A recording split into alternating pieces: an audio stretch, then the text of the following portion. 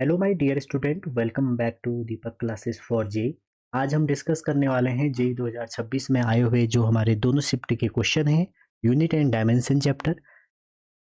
तो एक या दो क्वेश्चन का वेटेज यहाँ से हर साल रहता है, तो आपको ये चैप्टर कर लेने चाहिए।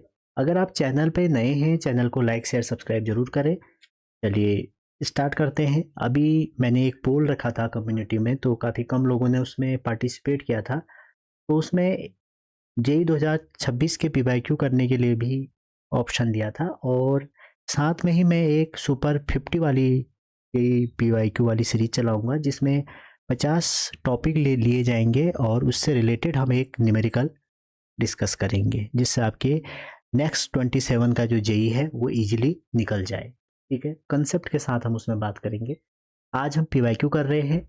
अगर आप जेई की तैयारी कर रहे हैं या कोई भी एग्जाम की तैयारी कर रहे हैं, तो पीवाईक्यू बहुत इंपॉर्टेंट है उस एग्जाम को समझने के लिए। तो स्टार्ट करते हैं पहले क्वेश्चन से। तो पहला क्वेश्चन है, कंसीडर द इक्वेशंस। आपको एक इक्वेशन दी है और जिसमें सिंबल्स की अपनी यूजुअल मीनिंग है, लिखी है एच। आपका वैसे बी मैग्नेटिक फील्ड है, लेकिन उन्होंने अगर एच लिखा है तो आप एच लेके चलेंगे। और ई आपका इलेक्ट्रिक फील्ड है, और एप्सिलॉन आपका परमिटिविटी है, एक्स डिस्टेंस है, टी टाइम है। तो बोल रहे हैं कि पी क्यू आर एस की जो डायमेंशन होगी वो क्या होगी। तो इसमें कुछ भी नहीं करना है आपको बच्चों, सबकी डायमेंशन रख देनी है। ठीक है, अब आपको पता होनी चाहिए कि मैग्नेटिक फील्ड की क्या डायमेंशन होगी। ठीक है, जो एच है हमारा, उसकी डायमेंशन क्या होगी। ठीक, यहाँ पर ध्यान दीजिए, जो मैग्नेटिक फील्ड है एच है जो हमारा, वो मैग्नेटिक फील्ड इंटेंसिटी है। ठीक है ना, आप बी की डायमेंशन यहाँ पे एच पे मत रखना। तो जब आप इसको सॉल्व करेंगे, एच की आप डायमेंशन आपको पता होनी चाहिए कि जो मैग्नेटिक फील्ड होता है आपका बी, तो एच की डायमेंशन आपकी क्या होती है। एच की डायमेंशन होती है आपकी बी बाई एच। अगर आप एच की बात करें तो एच की डायमेंशन आपकी होती है बी बाई म्यू। ठीक है, और एप्सिलॉन नॉट की आपको डायमेंशन, एक्स तो आपको पता ही है लेंथ है। एप्सिलॉन की डायमेंशन आप निकालना पड़ेगा आपको, कहाँ से, कूलम्ब लॉ से। ठीक है, तो एप्सिलॉन नॉट की जो डायमेंशन होगी, आप कूलम्ब्स लॉ लगाएंगे अगर, तो क्या हो जाएगा, फोर्स ओवर आर स्क्वायर। ठीक है, अपॉन में क्यू स्क्वायर। ठीक है, क्योंकि एफ इक्वल टू क्या होता है, वन अपॉन, अच्छा इसको हमने गलत कर दिया, कूलम्ब्स लॉ होता है एफ इक्वल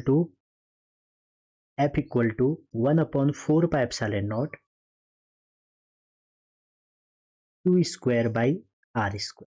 जब एप्सिलॉन नॉट उस साइड भेजेंगे तो एप्सिलॉन नॉट की डायमेंशन क्या हो जाएगी, एफ आर स्क्वायर, या एफ को ऐसे ही रहने दो। ठीक है, क्यू स्क्वायर हो जाएगा और नीचे क्या हो जाएगा, एफ आर स्क्वायर। ठीक है, यहां से निकल जाएगी। डिस्टेंस की आपको पता है और टाइम की आपको पता होनी चाहिए कि टी होती है। अब आपको करना क्या है, दोनों साइड की डायमेंशन देखो। एच की डायमेंशन निकालेंगे तो एच की क्या निकल के आती है, एच की निकल के आएगी एल माइनस वन ए। ये एच की डायमेंशन है। अगर आप यहाँ से एप्सिलॉन नॉट की निकालते हैं तो ये आ जाएगी M minus one L one, M minus one. ठीक है, एल वन नहीं आएगा इसमें, दो नीचे है, तो ये आ जाएगा एल माइनस के थ्री। ठीक है, और टी फोर ए टू। ये आपकी एप्सिलॉन नॉट की डायमेंशन है। अच्छा, इलेक्ट्रिक फील्ड की क्या होती है, ई की आप निकालेंगे वही one upon four pi epsilon naught लगा लो, या E equal to F over Q लगा लीजिए। तो ई की डायमेंशन हो जाएगी आपकी, ई की dimension M L T minus three A minus. तो सबकी डायमेंशन आपको पता होनी चाहिए। अब याद तो आप करोगे नहीं, तो वहाँ पे निकालनी आनी चाहिए। बस अब आप इन दोनों को रख लीजिए और सॉल्व कर दीजिए। तो जो एच की डायमेंशन है वहाँ अगर हम रखें, तो एल माइनस वन हमने एच की जगह रख दिया, और टी एल माइनस वन रख दिया, और हमने टी ए, टी तो जीरो ही है तो ए रख लेते हैं डायरेक्ट। ठीक है, एल की रख ली। एक्स क्या है, डिस्टेंस, तो डिस्टेंस एल है, एल की पावर पी लिख लिया।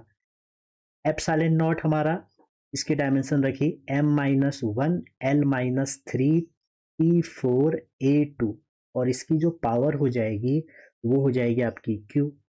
इलेक्ट्रिक फील्ड की भी रख लीजिए, M L minus three M T minus three A minus one, इसकी आर रख लीजिए। और अपॉन में क्या हो जाएगा, अपॉन में टाइम है तो टाइम को भी ऊपर ही ले आते हैं, इसकी डायमेंशन एस हो जाएगी। तो हमने करा क्या, सबकी डायमेंशन इसमें रख दी।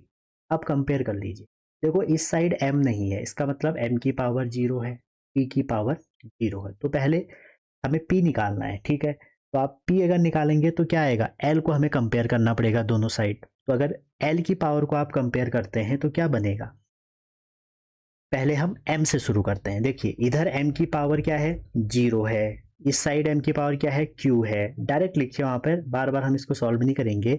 ये q है और इधर m क्या है, r है। तो q प्लस r क्या हो जाएगा आपका, 0 हो जाएगा। दैट मीन्स q और r की वैल्यू इक्वल है। ऑप्शन भी एलिमिनेट करते हुए चलते हैं। q और r देखो, पहला ऑप्शन हो सकता है क्योंकि p q r सारे इक्वल हैं, तो पहला में भी हो जाएगा, ठीक है। पहले ऑप्शन में क्या है, सेकंड में Q है और थर्ड में R है, तो दो C भी हो सकता है क्योंकि इसमें क्या है, नहीं C नहीं हो सकता, नहीं C हो सकता है। क्यों, क्योंकि Q का ऑप्शन हमारा सेकंड वाला है तो 1 1 है। इसमें ये B नहीं हो सकता, क्यों, क्योंकि Q यहाँ पर है आपका -2 और R आपका है यहाँ पे, अच्छा ये भी हो सकता है। अच्छा अब Q और R देखना है, सॉरी Q और R देखना है, पहला हो सकता है, दूसरा नहीं हो सकता। क्यों, क्योंकि ये Q है ये R है, एक और दो तो इक्वल होंगे नहीं, B हो सकता है। अब इसमें देखिए Q और R ये भी नहीं हो सकता। क्यों, क्योंकि एक -1 है एक -2 है, तो दो ऑप्शन एलिमिनेट हो गए, बचे दो ऑप्शन। अब हम किसी एक और को कंपेयर करेंगे तो आंसर आ जाएगा हमारा, ठीक है। अब हम T की लेते हैं, क्योंकि T कम जगह है, इस साइड T की अगर हम लें तो T कितना है, 0, ठीक है।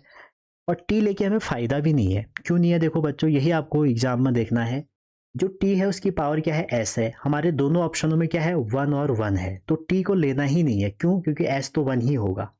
आप चेक कर सकते हैं, एस 1 होगा। अब आपको कोई और लेना पड़ेगा। चलो हम लेते हैं ए। ए कम जगह है, ए की अगर हम पावर कंपेयर करें तो लेफ्ट साइड है 1, राइट साइड देखें यहाँ तो है नहीं, यहाँ पे है तो ये हो जाएगा 2Q, ठीक है। और यहाँ पे भी ए है तो माइनस का आर, और कुछ है नहीं। तो क्यू और आर भी हमने देखा इक्वल हैं, तो इसका मतलब अगर क्यू और आर को इक्वल कर लें तो 2r minus are equal to 1, तो आर क्या आ जाएगा, 1। तो आर आपका 1 है, इसका मतलब आपका करेक्ट ऑप्शन क्या हो, कौन सा हो जाएगा, ए वाला, क्योंकि आर यहाँ पे -2 है। तो ये सबसे ईजी वे था इसको सॉल्व करने का। आपने सारी डायमेंशन रखनी थी, उसके बाद देखना था कि क्या सिमिलर है। देखो यहाँ से हमारा क्यू और आर सिमिलर आया, तो हमने जहाँ पर नहीं है क्यू आर, देखो यहाँ पे सिमिलर नहीं है, ये 1 है ये 2 है, ये -1 है -2 है, तो ये दो तो हो ही नहीं सकते, तो बचे दो ऑप्शन।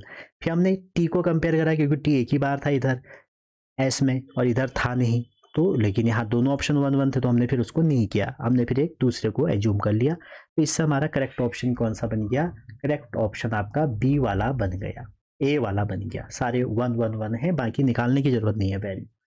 चलिए सेकंड क्वेश्चन देखते हैं। सेकंड क्वेश्चन कह रहा है कि a new unit alpha of length is chosen such that it's equal to the speed of light in vacuum.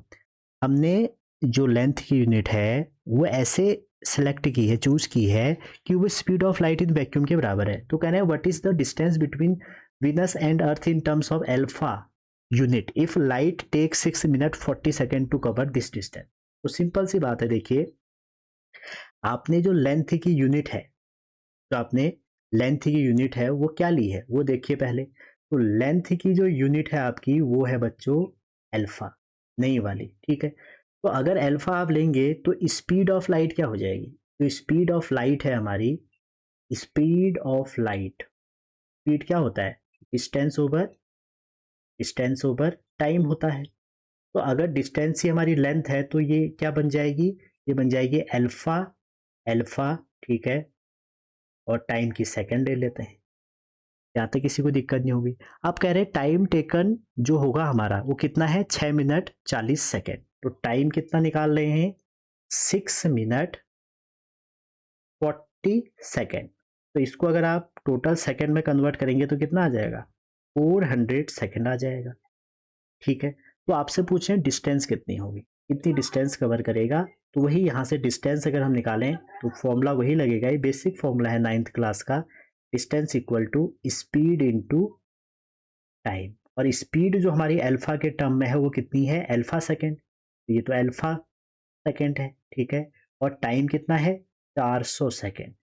तो सेकेंड से सेकेंड कैंसिल हो गया, तो आंसर कितना आ जाएगा, 400 अल्फा। ठीक है, तो correct answer will be D. चलिए अगला क्वेश्चन करते हैं। देखिए इस टाइप के बहुत क्वेश्चन आए हैं इस बार मैचिंग वाले। ठीक है, तो मैचिंग वाले क्वेश्चन में आपको ज़्यादा टेंशन नहीं लेनी है और ये बार बार आने वाले क्वेश्चन है। आप देखो मैच अगर आपको करना है तो अगर आप यहाँ से कोई दो ऑप्शन एलिमिनेट कर दोगे तो दो ही बचेंगे, फिर दो में आपको सॉल्व करना है। ठीक है, तो आप कैसे करेंगे, देखिए सबसे पहले आप क्या देखिए कि बोल्ट्जमैन की कैसे निकलेगी।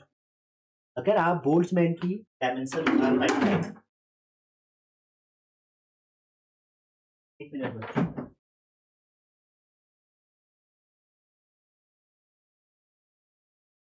अगर आप बोल्ट्जमैन की डायमेंशन कैलकुलेट करते हैं कैसे निकले, तो आपको कुछ नहीं करना है, बस बोल्ट्जमैन का फॉर्मूला याद।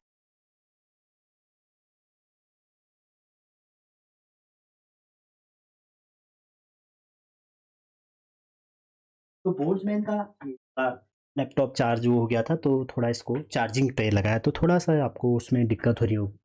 चलिए आप देखते हैं बोल्ट्जमैन कांस्टेंट की कैसे निकलेगी। ठीक है, ये मैंने अपने पुराने वीडियो में भी आपको कई बार बोल्ट्जमैन की याद करवाई थी। बोल्ट्जमैन की डायमेंशन याद करने का एक ही तरीका है, आपने पढ़ा भी होगा, एनर्जी का एक फॉर्मूला होता है 3/2 kT। तो आप 3/2 को तो इग्नोर करो क्योंकि डायमेंशन में इसकी कोई डायमेंशन नहीं होती।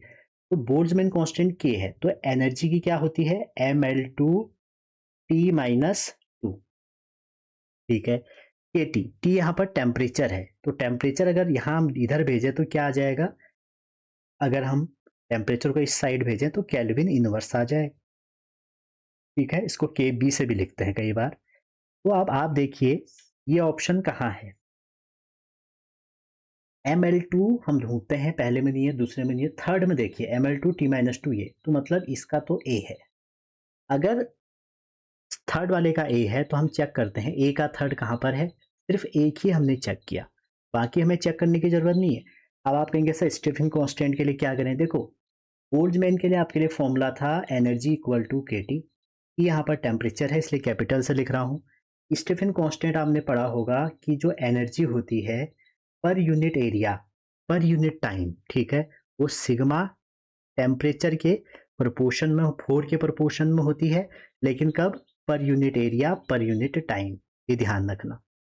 थर्ड बात करें प्लैंक कांस्टेंट की जो होती है वो आप फोटोन की एनर्जी से देख सकते हैं एच न्यू, या आप ये देख सकते हैं जो प्लैंक कांस्टेंट की होती है वही एंगुलर मोमेंटम की होती है। ग्रेविटेशनल कांस्टेंट तो आपको आती ही है, आप ग्रेविटेशनल लॉ लगा लो, आप एक्सलेशन ड्यू टू ग्रेविटी लगा लो। अगला क्वेश्चन अगेन वही है, ये क्वेश्चन बहुत अच्छा है, ये भी मैंने कई बार आपको करवाया था।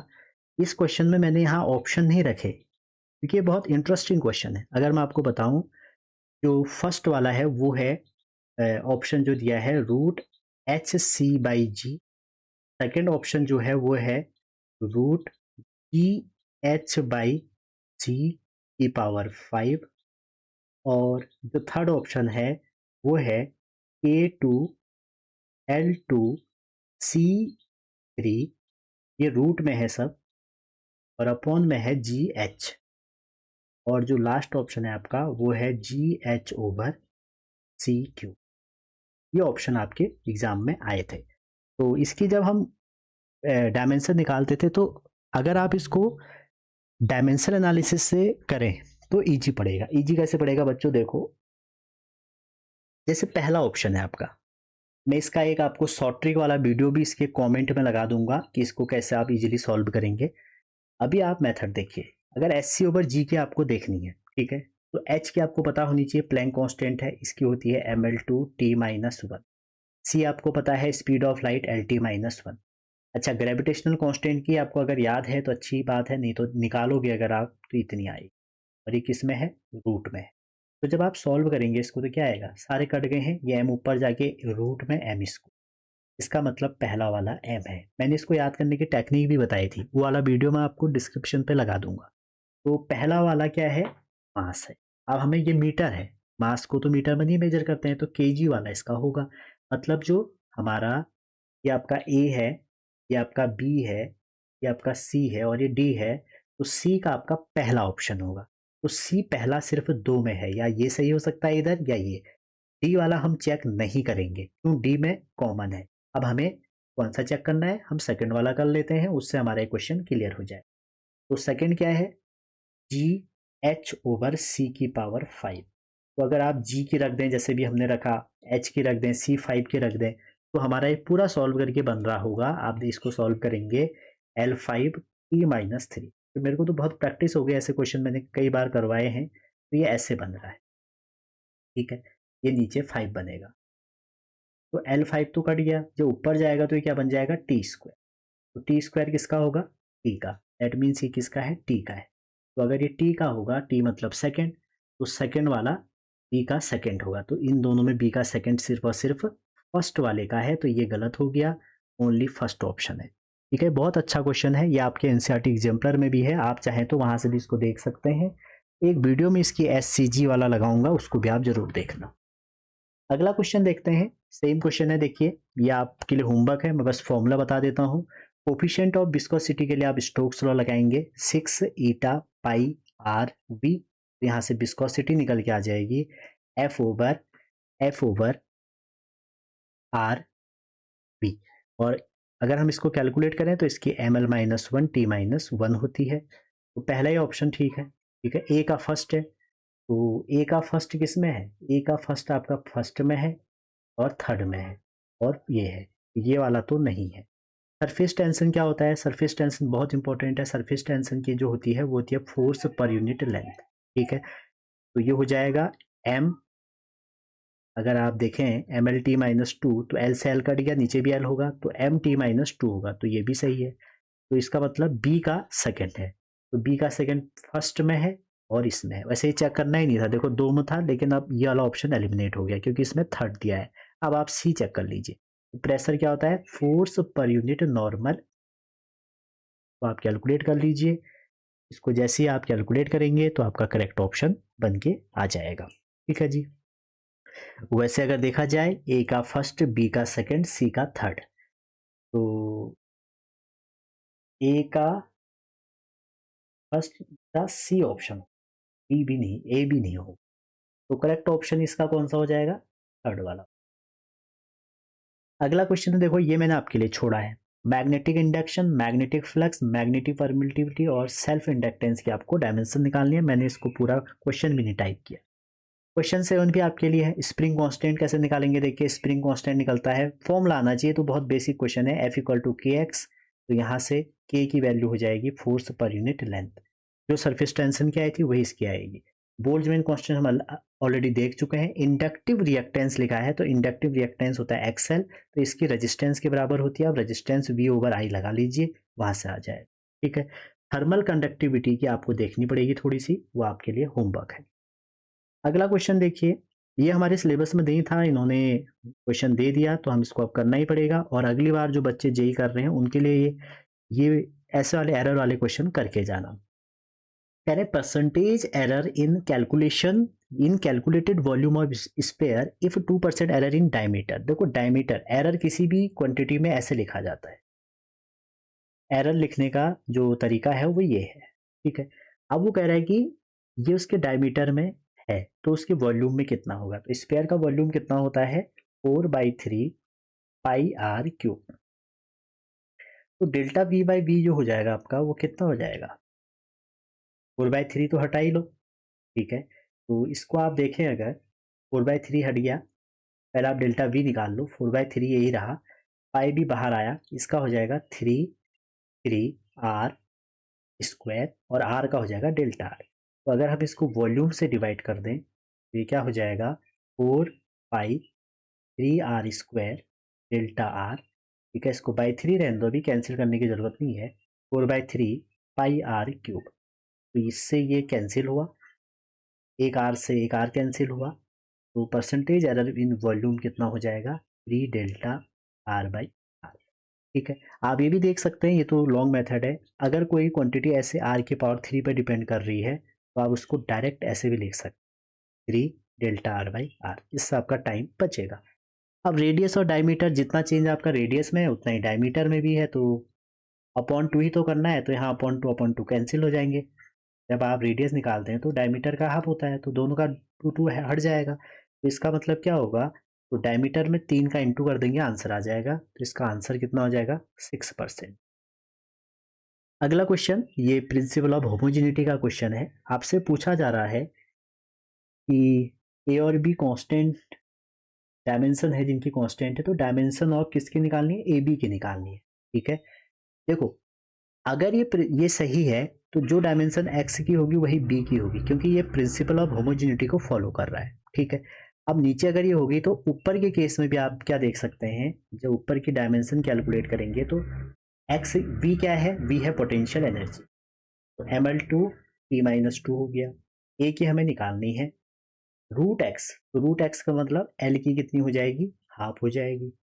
अब अपॉन में अगर हम बात करें, नीचे x प्लस बी है, तो ये x प्लस बी की तो एल ही रहेगी, क्योंकि हमने ये प्रिंसिपल होमोजेनिटी से निकाल लिया। ठीक है, इसको आप सॉल्व करें तो a की क्या आएगी, a की आ जाएगी आपकी m l की पावर 5/2। ध्यान से देखें, ये हाफ है, अगर ये ऊपर जाएगा तो हाफ में से एक माइनस करेंगे, कितना आएगा, 4 2, माइनस का हाफ इधर जाएगा तो 5/2 ऊपर आके ऐड हो जाएगा, और जो टाइम है वो आ जाएगा आपका -2। ये ए की है, हमें बी की और दोनों की इंटू करके निकालनी है, तो जब हम बी करेंगे तो इसमें पावर ऐड हो जाएगी, तो 5/2 से ज़्यादा आंसर होना चाहिए, तो 7/2 आंसर हो। अगला क्वेश्चन है, देखिए ये भी अच्छा क्वेश्चन है। आपसे पूछा जा रहा है कि ml2t-4a-2 किसकी डायमेंशन होगी, जो आपको ये नीचे दिया हुआ है। अब आपको इससे डरना नहीं है, सिंपल सी बात है, जब भी कोई ऐसा बड़ा क्वेश्चन आता है तो आप उसको क्या करेंगे, ऑप्शन से सॉल्व करेंगे। अब ऐसे तो हमें पता नहीं है ना किस चीज़ की को ये हमारी डायमेंशन है करके। ठीक है, तो ml2t-4a-2 निकालना। ठीक है, तो जब हम देखें, अगर इस क्वेश्चन को हम सॉल्व करें, देखिए थोड़ा बड़ा करेगा,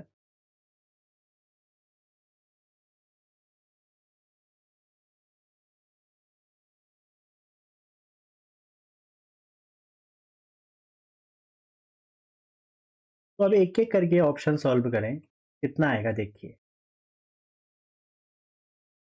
ये हमें प्रूफ करना है। तो पहला अगर हम देखें, पहला ऑप्शन, तो पहले ऑप्शन में है R/LC। ठीक है, तो रेजिस्टेंस की आपको निकालनी पड़ेगी, आर की डायमेंशन क्या होगी, आर की डायमेंशन हो जाएगी आपकी वोल्टेज ओवर करंट। वोल्टेज की क्या हो जाएगी, V इक्वल टू क्या होता है, पोटेंशियल इक्वल टू होता है वर्क ओवर चार्ज। इसको निकालें, ml2t-2, चार्ज की कितनी हो जाएगी, चार्ज की कूलम हो जाएगी, नहीं चार्ज की निकालनी पड़ेगी IT से, तो ये हो जाएगा AT, तो A स्क्वायर, T टाइम है तो T, तो ये हो जाएगी ml2t-3a-, ये आपकी R की डायमेंशन है। तो पहला ऑप्शन देखें, अगर पहले ऑप्शन में आपको बता दूं, ये आपको याद होनी चाहिए, मैं अपने फॉर्मूला रिवीजन में बता चुका हूँ। जो LC है बच्चों, LC की जो डायमेंशन होती है वो टी स्क्वायर के बराबर होती है। ठीक है, तो अब पहला ऑप्शन आपने आर की निकाल ली, अगर आप आर ओवर एल सी करें, पहला ऑप्शन चेक करें, अगर आप आर ओवर एल सी करें तो आर की क्या है, आर की तो बड़ी सी है, और नीचे क्या है, टी स्क्वायर।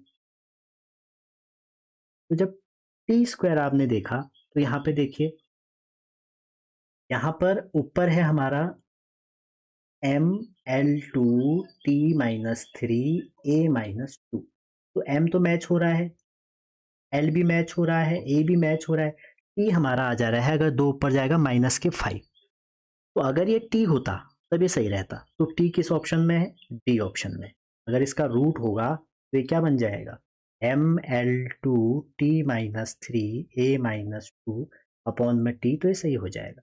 अगर मैं आपको बताऊं, ये वाला जो है ये क्वालिटी फैक्टर है, आपने पढ़ाई होगा, क्वालिटी फैक्टर का जो फॉर्मूला होता है वो क्या होता है, omega R L over R, और इसकी डायमेंशन नहीं होती है, तो ये तो हमें चेक ही नहीं करना था, इसको हमें देखना था बस, तो पहले ऑप्शन से हमें गैस हो जाता। अगला क्वेश्चन देखिए, ये जो हमारा भी प्लैंक कांस्टेंट वाला क्वेश्चन आया था वो इससे हो सकता था। तो क्वेश्चन कह रहा है कि dimension of universal gravitational constant in terms of HLMT। तो आपको कुछ नहीं करना है, ये आपके एनसीईआरटी में भी क्वेश्चन है, आपको दिया है HLMT, इसके टर्म में बताना है तो इनकी पावर लिख लीजिए, PQRS, दोनों तरफ डायमेंशन रख के कंपेयर कर लीजिए, आपका आंसर निकल के आ जाएगा। तो बहुत इजी क्वेश्चन थे ये डायमेंशन एनालिसिस के। अगर आपके एग्जाम में आते हैं तो आपको इससे डरना नहीं है। तो जी की रख लीजिए, अभी हमने निकाली थी, एच के रख लीजिए, एल के रख लीजिए, दोनों तरफ सॉल्व कर दीजिए, आंसर आ जाएगा। ठीक है, तो अगर आप जी की निकालना चाहें, अभी हमने निकाली थी, आप इसको करिएगा घर में। जब भी ऐसे कोई भी क्वांटिटी को नई क्वांटिटी के टर्म में हम लिखते हैं तो हमें करना क्या होता है, हमें जो भी क्वांटिटी दी है उसके टर्म में उसको एक्सप्रेस करना होता है, उसके बाद हमारा दोनों साइड की डायमेंशन रखिए और आंसर आपका आ जाएगा। अगला क्वेश्चन देखिए, ये भी डायमेंशन देखो, जो क्वेश्चन मैंने अभी पीछे ये वाला करवाया इस बार इन्होंने बना के दे दिया। इन्होंने क्या बोला कि जो टाइम है वो इसकी पावर ए, रेडियस की पावर बी, डेंसिटी की पावर सी और सिग्मा की पावर डी है। तो यहाँ पर भी आप क्या करोगे, सबकी वैल्यू रख दोगे। जब सबकी वैल्यू रख दोगे उसके बाद आप सॉल्व कर दोगे। एक बार जब आप बच्चों इसको सॉल्व कर दोगे आपका एबीसी आ जाएगा।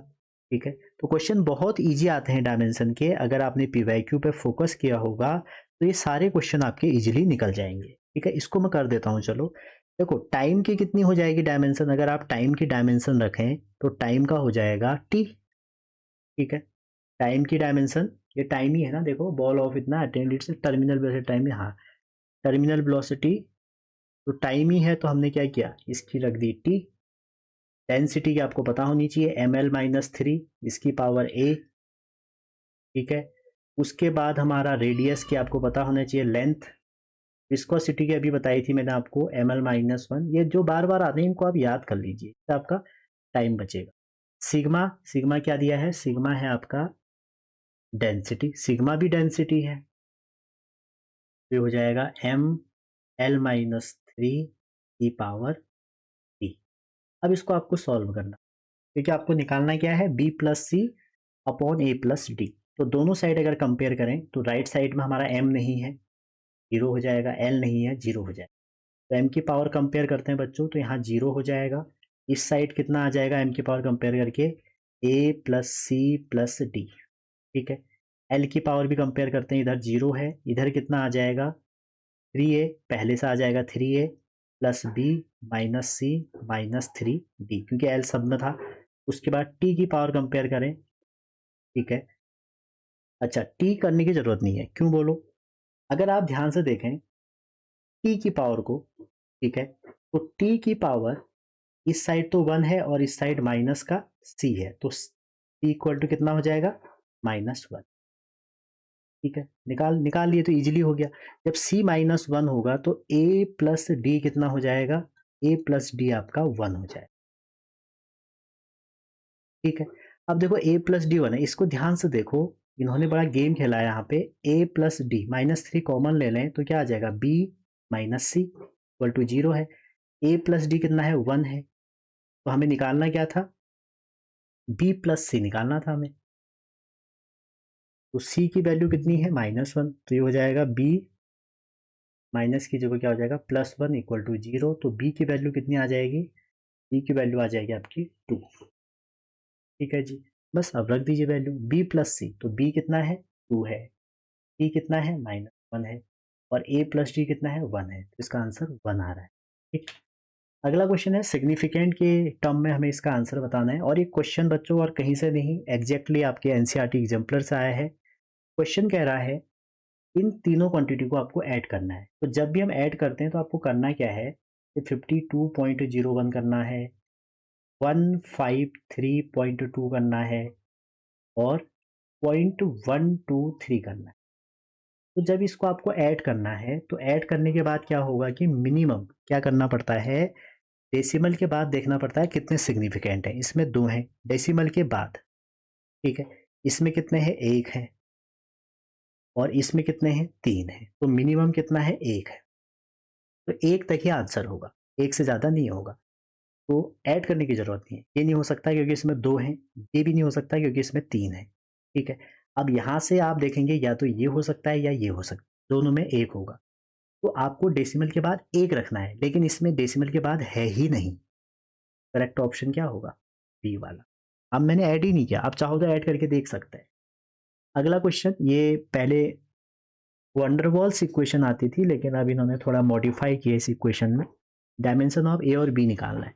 सेम अगर ये बर्नौली इक्वेशन इन्होंने दी है, तो जो डायमेंशन पी की होगी वही dimension A over B T square की होनी चाहिए according to principle of homogeneity. ठीक है, अब आप कहेंगे सर ये तो ठीक है, हमें निकालनी किसकी है, हमें ए और बी की निकालनी है, तो यहाँ तो बी अननोन हो गया, ये तो हुआ।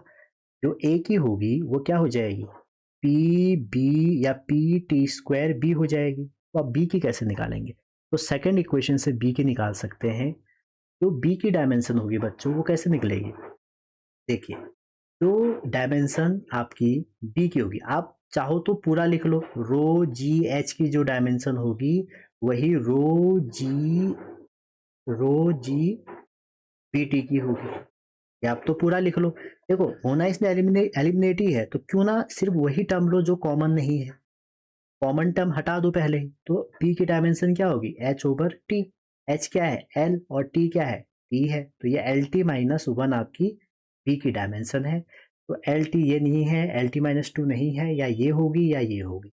अब चलते हैं a में, तो अब यहाँ से आप निकाल सकते हैं p की। p आपका प्रेशर है, तो प्रेशर की होती है आपकी m l माइनस, प्रेशर की हो जाएगी m l minus one t minus two into T है टी स्क्वायर और b है आपका L T minus one. Solve कर दो तो m की पावर वन आ रही है, तो दोनों में वन है। l की पावर देखते हैं, ये माइनस वन है और ये प्लस वन है, तो l तो कैंसिल हो गया, तो दोनों में कैंसिल हो रहा है। t की पावर डिसाइड करेगी, ये दो कैंसिल हो गए, तो t की पावर माइनस वन करेक्ट है, तो बी ऑप्शन आपका करेक्ट है। अगला देखते हैं, कह रहे हैं epsilon naught E and T represent permittivity, electric field and time, then E over T की क्या होगी। तो इसके आपको यूनिट पूछ रखी है। ठीक है, तो अगर मैं आपको बता दूं बच्चों, जो ई टी है वो ए की रिलेशन है, वो क्या है, वो है आपका डिस्प्लेसमेंट करंट। अगर आप, या आप देख सकते हैं डिस्प्लेसमेंट करंट डेंसिटी, जे डी से इसको हम लिखते हैं, तो ई ओवर टी ये हमारी क्वांटिटी होती है। ठीक है, और जो ये डिस्प्लेसमेंट करंट डेंसिटी है इसको हम क्या बोलते हैं, डिस्प्लेसमेंट करंट डेंसिटी, या आप इसको बोल सकते हैं बच्चों करंट डेंसिटी बोल लीजिए, या आप बोल सकते हैं इसको J equal to I over A. समझ रहे हैं, तो आई ओवर ए मीन्स आई का क्या होगा, आई का हो जाएगा एम्पियर और मीटर, इसकी यूनिट के बराबर है। इसके चार ऑप्शन दिए थे, एक दिया था एम्पियर मीटर, एक दिया था एम्पियर मीटर माइनस वन, एक दिया था ampere metre two, ampere metre minus, तो इससे डायरेक्टली हो जाता। ठीक है, या फिर आप ऐसा करते, अगर आपको ये रिकॉल नहीं होता फॉर्मूला, तो आप एप्सिलॉन नॉट की डायमेंशन रखते, ई की रखते और टी की रखते। तीनों की जब डायमेंशन रखेंगे तब भी आप इस क्वेश्चन को सॉल्व कर पाएंगे। हम रख भी सकते हैं, अभी हमने एप्सिलॉन नॉट की डायमेंशन निकाली थी, तो एप्सिलॉन नॉट की डायमेंशन क्या थी, एप्सिलॉन नॉट की डायमेंशन थी बच्चों एम, ये सेकंड मेथड है अगर आपको फॉर्मूला याद नहीं है, की डायमेंशन थी आपकी एम, और एम की पावर थी माइनस वन, एल था आपका माइनस थ्री, ई था आपका फोर, ए था आपका टू। इलेक्ट्रिक फील्ड में हमने निकाला था, इलेक्ट्रिक फील्ड था आपका M L T minus three, A minus one, और टाइम नीचे था इसका, टी नीचे था। अब आप सॉल्व करिए, इससे ये कैंसिल हो गया। ठीक है, एल थ्री से अगर आप देखें एक एल कैंसिल होगा, ठीक है, तो मतलब एक एल का माइनस टू बचेगा। टी फोर यहाँ है, टी माइनस थ्री और एक है, T four cancel, A two और ए माइनस, तो यहाँ से एक ए बचे। बस इसको रीअरेंज करेंगे तो ए ओवर एल स्क्वायर, मतलब करंट ओवर क्या आ जाएगा, इसको, ठीक है, या एम्पियर मीटर इसको। तो ये आपके डायमेंशन के क्वेश्चन थे। अगर आपको कोई क्वेश्चन में दिक्कत आई हो, जो समझ में नहीं आया, आप कमेंट कर दीजिएगा, मैं उसको अलग से एक्सप्लेन कर दूंगा आप लोगों को, क्योंकि आपका समझना ज़्यादा ज़रूरी है। और इसके बाद बच्चों मैंने सोचा है कि अभी PYQ के साथ साथ ही मैं हर एक चैप्टर का एक वन शॉट बनाऊं, जिससे आपके पेपर में, चाहे आप किसी भी कोचिंग से पढ़ रहे हैं, एक रिवीजन करने के लिए चीज़ें आसान हो जाएंगी और आप ज़्यादा स्कोर कर पाएंगे। तो मिलते हैं अगली वीडियो में, तब तक अपना ध्यान रखिए, पढ़ते रहिए और